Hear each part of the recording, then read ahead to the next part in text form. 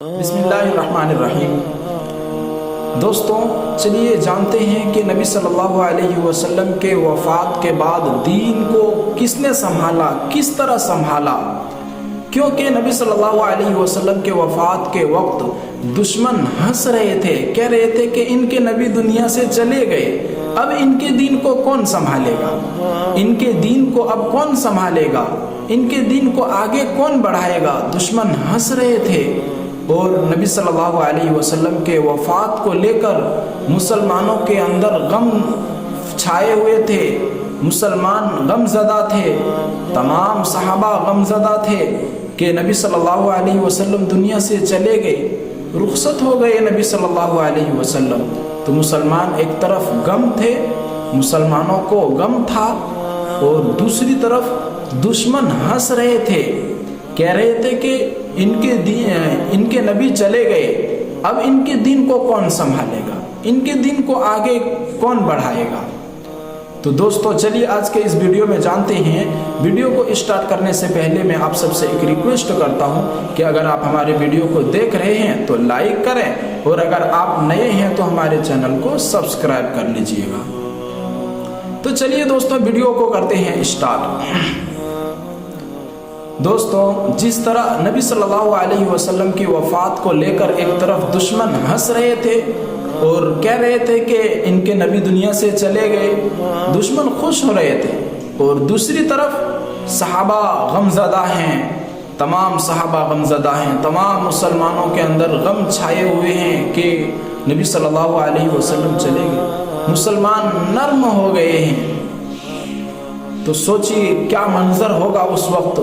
جب نبی صلی اللہ علیہ وسلم دنیا سے رخصت ہوئے ہوں گے، تمام صحابہ کے اندر کتنے غم ہوں گے۔ کچھ صحابہ ایسے بھی تھے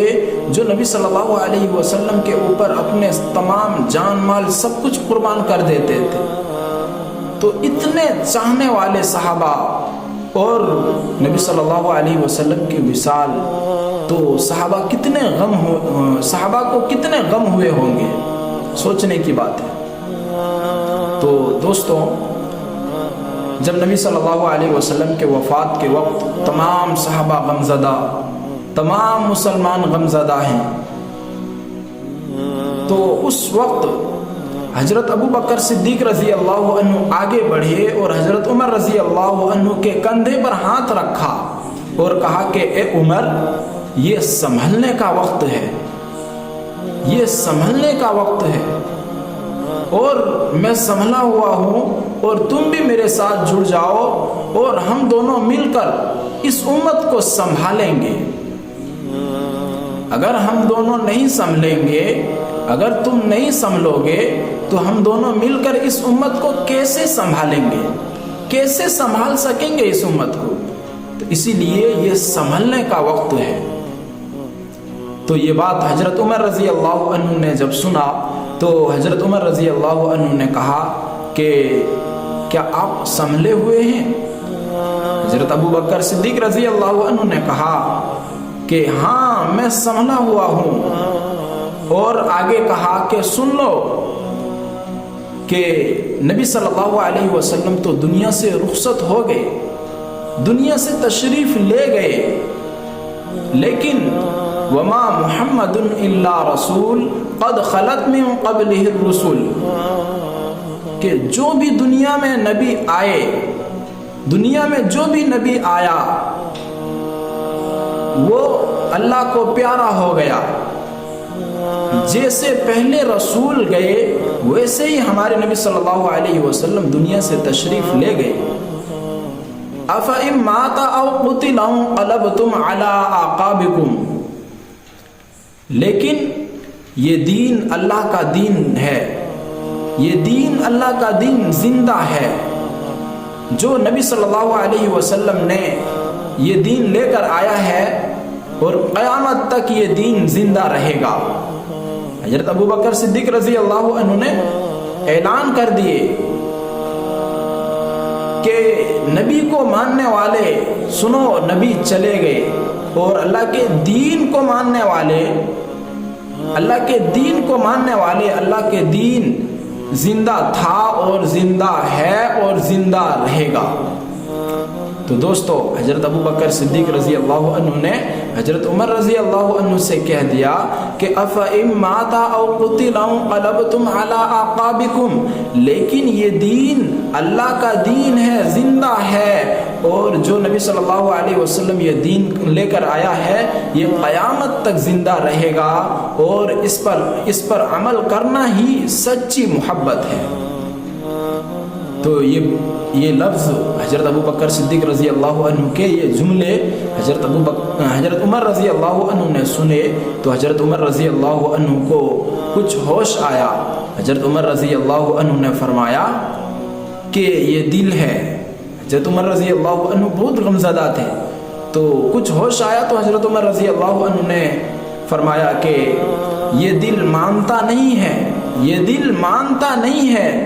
لیکن اسلام اور اللہ کا بنایا ہوا عقیدہ ہے کہ جس کو آنا ہے اس کو جانا ہے،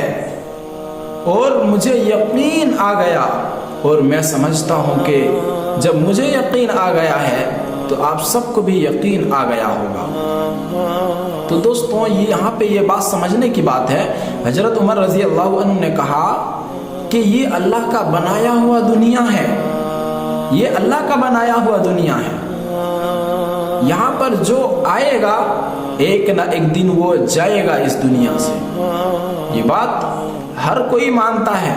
میں بھی یقین کرتا ہوں، ہر انسان یہ بات یقین کرتا ہے کہ ایک نہ ایک دن دنیا سے جانا ہے۔ حضرت عمر رضی اللہ عنہ نے کہا کہ مجھے یقین آ گیا، اور میں بھی سمجھتا ہوں کہ آپ سب کو یقین آ جائے گا۔ تو یہاں پہ یہ سمجھنے کی غور و فکر کرنے کی بات ہے کہ ہر کوئی سمجھتا ہے، ہر کوئی یقین رکھتا ہے کہ یہاں جو آئے گا وہ ایک نہ ایک دن یہاں سے جائے گا۔ تو ہم لوگ کیوں نہیں یاد رکھتے ہیں کہ جب ایک نہ ایک دن تو جائیں گے ضرور، لیکن اللہ کے پاس جا کر کیا جواب دیں گے؟ اللہ کے پاس کیا جواب دیں گے؟ اور یہاں سے کیا لے کر جائیں گے؟ کچھ بھی لے کر نہیں جائیں گے، جو ہمارے ساتھ ہوں گے وہ ہمارے اعمال ہوں گے۔ تو اسی لیے ہم سب اپنے اعمال کو اچھے بنائیں، اپنے اعمال جو یہاں سے ہمارے جو کام آنے والے ہیں وہاں پر، تو اس کو اچھے بنائیں۔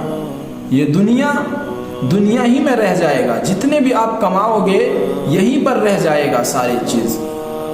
لیکن ایک چیز جو آپ نیکی کماؤ گے، آپ کے پاس اعمال ہوں گے تو وہ آپ کے ساتھ ہوں گے۔ کہتے ہیں کہ اپنے قبر کو محل بنا لو، اپنے آپ کو اس طرح بنا لو کہ اپنے قبر سے ڈر نہ لگے۔ ہر انسان ڈرتا ہے کہ مجھے موت آ جائے گی، مجھے موت آ جائے گی، ہر انسان ڈرتا ہے۔ تو اپنے آپ کو اس طرح بنا لو کہ موت سے ڈرنا نہیں ہے، اپنے اعمال کو اس طرح بنا لو کہ قبر میں جانے سے ڈر نہ لگے۔ تو میں آپ سب سے یہی ریکویسٹ کروں گا کہ دنیا میں دیکھیے جو بھی کچھ کر کے جاؤ گے دنیا کے کام وہ کام نہیں آئے گا،